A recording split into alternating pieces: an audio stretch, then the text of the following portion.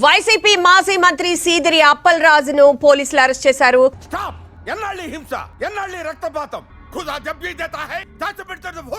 విచారణ కోసం Kashibugga police station కు తరలించారు.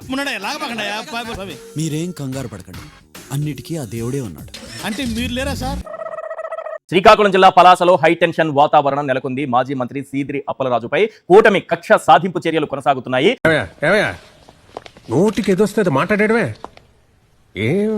ఎంతో మందికి సేవ చేసి ఊపిరి పోశారు. ఆగిపోతున్నటువంటి ఊపిరిని ఆయన నిలిపి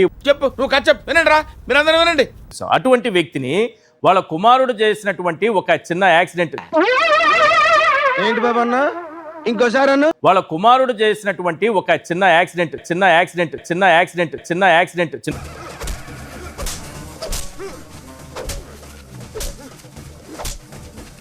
కానీ ఒక యాక్సిడెంట్ జరిగితే తండ్రిని కూడా ఇరికించడం ఏంటి? ₹1,00,000 ఇస్తాము. మా ఇంట్లో పనిగా ఒక మనిషి వచ్చి సోలోనా. నేనెంతో మంది బేవర్సుగాల్ని శుద్ధ బేవర్సుగాల్ని చూశాను, కానీ మీ అంత పరమ బేవర్సుగాళ్ళని నేను చూడలేదు. అంటే నా కొడుకు చంపేసి నువ్వు ₹1,00,000 ఇస్తావు, నేను ₹1,00,000 ఇంట్లో పెట్టుకుని నా కొడుకు నా కోడ చేత ఇంట్లో పని చేయించాలా?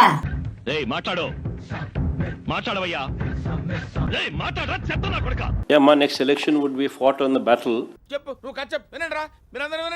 Mavigan versus Amaravati. Yes, we would stand by it. We are for Mavigan.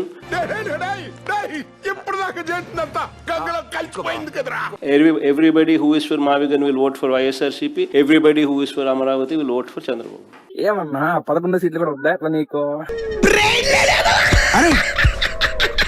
We will stand by it. We will make it an election issue for them. We'll put it up in the manifesto.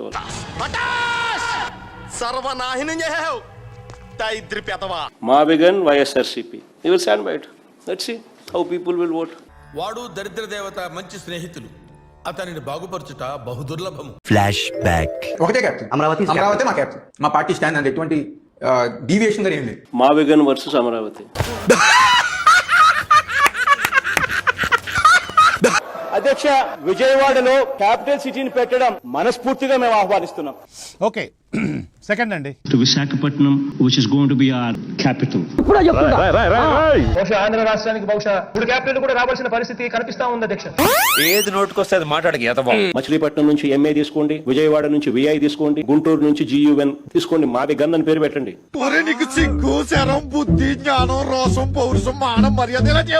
ఇప్పుడు ప్రజలు నువ్వు మాట్లాడేది చూస్తున్నారు, నేను మాట్లాడేది చూస్తున్నారు. ప్రజలు పిచ్చోళ్ళు కాదు. కరెక్ట్, ఇది కరెక్ట్ గా చెప్పావయ్యా. న్యాయం ధర్మం అనే దానికి పూర్తిగా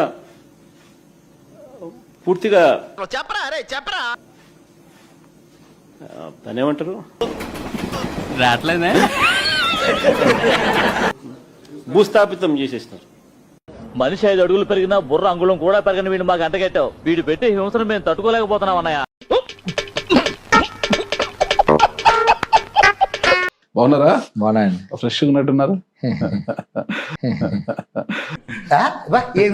చిన్న రాజా, మరి మీరు చూస్తే ఇంత స్మార్ట్ గా కనిపిస్తారు. అసలుకి రాముడు మంచి బాల్ అన్నట్లుగా అనంతబాబు మంచి బాల్ లాగా కనిపిస్తాడు. చూస్తేనే తెలుస్తుంది నీచ్ కమీన్ కుత్తేలు మీరేనని. వీధి సుబ్రహ్మణ్యం ఒక డ్రైవరు, అతను కాకినాడ కదా. మీకు ఎలా పరిచయం అయ్యాడు? మీ దగ్గర డ్రైవర్ గా ఎలా వచ్చాడు అసలు? అంటే మాకు అక్కడ అపార్ట్మెంట్ ఉందండి, మాకు కాకినాడలో ఉంది. వాళ్ళ మదర్ ఫాదర్ అక్కడ వాచ్మెన్. మరి ఎలా ఆ పిల్లోని మీరు హత్య చేసి డోర్ డెలివరీ చేశారంటున్నారు? అయినా బోర్ కొడితే బంధు చేస్తాం, టైం పాస్ కి మటర్ చేస్తాం. నువ్వేనా ఆపుతావా, ఏమైనా పీకుతావా? అది కోర్టులో ఉందండి, దాని గురించి ఎక్కువ మాట్లాడడం కరెక్ట్ కాదు. నీలాంటి యూజ్లెస్ ఫెలో తప్ప ఎవడు అలాంటి మాట అండు. ఎందుకంటే వాళ్ళ కుటుంబ సభ్యులు కూడా తెలుసు, నేను వాళ్ళ కుటుంబాన్ని ఏ రకంగా చూశాను. ఎందుకు హత్య చేశాడో మా కుర్రోడికి ఆయన గుట్లన్నీ తెలుసండి. నా దగ్గర మానేసాడు, బయటికి వెళ్ళాడంటే వాళ్ళతో చెప్పేస్తాడు. మనిషిని కారు 10:30 ఎక్కించుకుని 1:00 7 తీసుకొచ్చి అప్పు చెప్పాడు. వాళ్ళకి వాళ్ళ గుండెల్లో తెలుసు వాళ్ళకి నేను ఏ రకంగా వాళ్ళని ఎలా ట్రీట్ చేశాను. చంపేసేసి మా ఇంటికాడ పరిస్థితి వెళ్ళిపోవడం కారణం ఏంటి? 20,000 అప్పుంటే చంపేస్తాడా ఏంటి మనుషుల్ని? నేను అయితే ఊరుకోను. వాళ్ళ గుండెల్లో తెలుసు వాళ్ళకి. చేయి నమ్మ బతుకు బురదలో పంది బతుకుతుంది నువ్వు బతుకుతున్నావు ఎందుకురా ఎదవన్నారు ఎదవ అంటే ఆ రోజు రాజకీయ మీరు అవసరం- ఒక స్విగ్గీ జొమాటో లాగా అప్పగించడం అనేది ఇక్కడ నేరంగా భావిస్తున్నారు కదా. ఏమంటే ఆరాలు తీయకూడదు వినూరుకోవాలి. ఆ శవాన్ని మాయం చేస్తారు, లేదంటే ఎక్కడైనా కాల్చి బూడిద చేస్తారు. మీరు- కానీ ఈయన డోర్ డెలివరీ చేసే ధైర్యం ఇతనికి. దాన్ని బట్టి మీరు అర్థం చేసుకోండి, దాన్ని బట్టే మీరు వాస్తవం తెలుసుకోండి అంతే. నీకు బాగా మదం ఎక్కిందిరా గోవర్ధన ఎంత మదం మీరు- కానీ ఈయన డోర్ డెలివరీ చేసే ధైర్యం ఇతనికి. నేను అడ్వకేట్ అండి, అవును, చదువుకున్నాను, చట్టం తెలిసిన వాళ్ళు. అవివేకిని కాదు, చట్టం తెలిసినవాడిని. సిగ్గుండాలరా. నేను చదువుకున్నవాడిని, అడ్వకేట్ ని. దాన్ని బట్టి మీరు అర్థం చేసుకుని దీని గురించి ఎక్కువ మాట్లాడడం బాగోదు. ఓ అబ్బా చిన్న పిల్లకాయని బెదిరించినట్టు బెదిరిస్తా ఉండవే. నువ్వు వీకేదేదో వీక్కో, నేను జించేదేదో జించుకుంటా. మీరు ఒకప్పుడు రాజకీయాల్లో ఫైర్ బ్రాండ్, ఇప్పుడు ఫైర్ కొంచెం తగ్గినట్టు అనిపిస్తుంది. అలా దిష్టి పెట్టే లాస్ట్ 2 years నుంచి ఇంట్లోనే కూర్చున్నాం.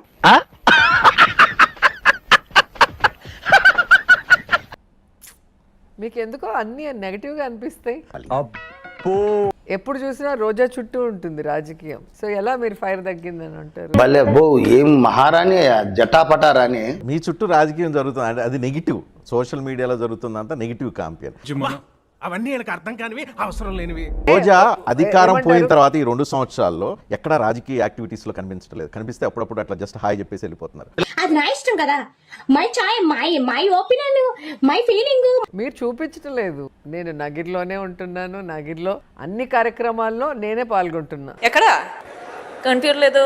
అసలు ఎమ్మెల్యే ఎవరా అని చెప్పి అందరూ ఆశ్చర్యపోయేంత విధంగా. ఏదో సార్ ఫేస్ రైట్ టర్నింగ్ ఇచ్చుకో లెఫ్ట్ పగిలిపోద్ది. మరి ఏంటి, నగిరి నుంచి మాకు ఫీడ్బ్యాక్ వస్తుంది రోజా నగిరి ప్రజల మీద అలిగి ఆమె హైదరాబాద్ లోనో చెన్నైలోనో ఎక్కడో ఉంటున్నారని. ఏమంటే ఆరాలు తీయకూడదు వినూరుకోవాలి. మాట్లాడితేమో ఈ రోజాకి పని పాట లేదు, ఎప్పుడు మాట్లాడుతూనే ఉంది అని మీరే అంటారు. మాట్లాడకపోతేమో సైలెంట్ ఎందుకు అయిపోయారు, ఫైర్ ఎందుకు తగ్గింది అంటారు. ఈశ్వరుడు నోరిచ్చాడు కదా అని చెప్పి ఇష్టం వచ్చినట్టు వాగేయడమే. మీరు కానీ మీ పార్టీ కానీ అసలు ఇంత ఘోరం ఓటమికి కారణం ఏంటి అని ఎప్పుడైనా ఆలోచించారా, రియలైజ్ అయ్యారా? అది మా ఎంత అంటలేదు, నీ కంటికి మేము అవలోకనం చేసుకున్నారా?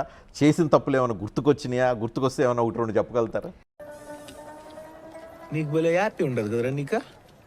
నిజంగా బాధాకరం ఏంటంటే ఏమిటో అవి పక్క రాష్ట్రాలన్నీ గుర్తించాయి. జగన్మోహన్ రెడ్డి గారు మొదటిసారి ముఖ్యమంత్రి అయినా ప్రజలకు ఇచ్చిన ప్రతి హామీని నెరవేరుస్తూ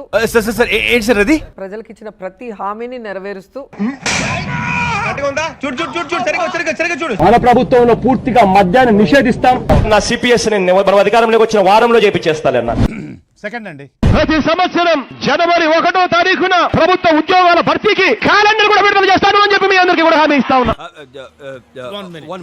జగన్ మీకు బాగా నచ్చే అంశం, చాలా ఆనెస్ట్ గా ఉంటాడు, అబద్ధం చెప్పలేడు. సంబరాల రాంబాబుగా మిమ్మల్ని అంటే బాగుందా, లేకపోతే అంబటి రాంబాబుగా గుర్తు బాగుంటుందా?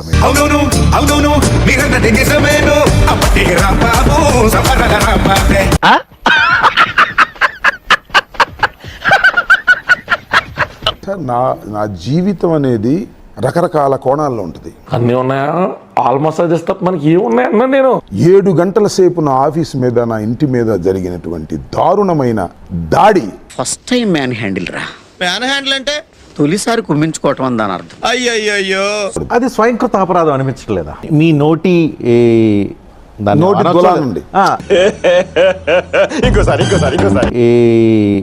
నోటి గొలా నుండి ఎవడండి బాబు ఆడిని అదమని చెప్పేసుకుంటున్నాడు. ఆయన గురించి ఆయన తెలిసినంత మనకు తెలియదు కదండి. అది నేను అనకూడదు. No problem. నేను ఒక్కటి చాలా స్పష్టంగా చెప్తున్నా రజనీకాంత్ గారు, చెప్పి తగలడు. నేను నోటి దొల వ్యక్తిని కాదు. అప్పుడప్పుడు నోట్లో నుంచి కొంచెం దురుసుగా మాటలు కొద్దిగా అనిపిస్తాయి గానీ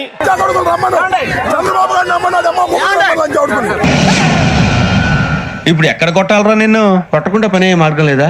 నేను 4:20 నిమిషాలకి నేను మాట్లాడింది తప్పు అని చెప్పా. నువ్వు చాలా షార్ప్ రా, అందుకే అంత లేట్ గా క్యాచ్ చేసావు. Thank you sir. 5 గంటలకు దాడి ప్రారంభమైంది. ఎన్ని గంటలకు ముగిసింది సార్? చెప్పేస్తాడు రా. చెప్తాడన్నా. చెప్పమ్మా. 12:25 నిమిషాలకు ముగిసింది దాడి. అంటే 7 గంటల 20 నిమిషాల సేపు కరాళ నృత్యం చేశారే. రాత్రి అనంగా మొదలు పెట్టాడు సార్, తెల్లవారిన దాకా ఒకటే మ్యూజిక్. కార్లు పగలగొట్టారే, ఇల్లుని ధ్వంసం చేశారే, నన్ను చంపడానికి ప్రయత్నం చేశారే. వీడప్పుడే బీబీసీ రేంజ్ లో ఎంచుకుంటున్నాడు. నా ఇంటి మీదకి వచ్చింది ఎవరండి చెప్పండి పేర్లు? నాన్ కమ్మ ఎవరు ఉన్నారా? 1 2 3 4 5 6 ఆల్ ఆర్ కమ్మాస్. నోరు ఉంది కదా గుల్ల వాగకు, పాయింట్ లాకేషన్ లాగి పడి దింగుతా. 18 రోజుల పాటు జైల్లో ఉన్నానే, కేసు మీద కేసు పెట్టారే, జైల్లోకి తీసుకెళ్లి 2 సిఐలు నన్ను కొట్టడానికి ఎందుకు ప్రయత్నం చేశారని అడుగుతా ఉన్నా. నేను చేతగాని వాడినా, తెలివి తక్కువ వాడినా? అదేంటంటే అంత బీపీ వచ్చింది, పోతారేమని భయపడ్డాను. పోలేదని డిసప్పాయింట్ అయ్యావా?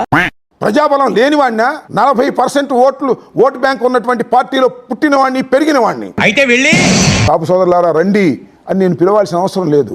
వాళ్ళ గుండెల్లో మంట మండుతుందని చెప్తున్నా ఇవాళ. సరే ఏదో అంబటి రాంబాబు మీద దాడి చేస్తే కాపులందరూ గుండెల్లో మండిపోతుంది.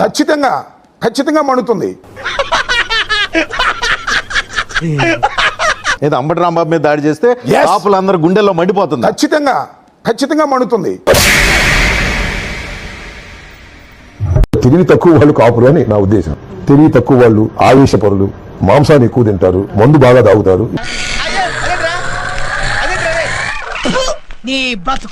ఇప్పటికీ చెప్తున్నా, లోకేష్ రాసిన రెడ్ బుక్ నా కుక్కలు కూడా లెక్క చేయమని చెప్పా. అరే కాంబాబు, దీన్నే నోటి చూలా అంటారు, ఓకేనా? ఇలాంటి చేసి కదా ఇలాంటి ప్రాబ్లమ్స్ అన్ని చెప్తే వించావుడు. పౌరుషాన్ని చూపించడం తప్ప? పారిపోవాలా? రెడ్ బుక్ చూసి మేము గడగడ వణికిపోవాలా? ప్యాస్ పోసుకోవాలా మేము? నేను జఫానికి తప్పలేదురా. నేను రివర్స్ మిమ్మల్ని క్వశ్చన్ అడుగుతాం. మీరు డిజిటల్ బుక్ అని చెప్పి ఇప్పుడు జిల్లా వారీగా ఏదో బుక్ రాస్తున్నారు, బుక్ పెడుతున్నారు. మీరు బుక్ చూసి వణికిపోవాలా? తెలియదు. ఏం పాయింట్ పెట్టావన్నా, సూపర్. హత్యలతోనూ, వెన్నుపోట్లతోనూ, శవాలతోనూ, కుట్రలతోనూ రాజకీయాలు చేస్తున్నది చంద్రబాబు అయితే, అటు చూడు బే, ప్రపంచ చరిత్రలో కూడా జగన్మోహన్ రెడ్డిని మించిన శివ రాజకీయాలు ఏమైనా చేశారా?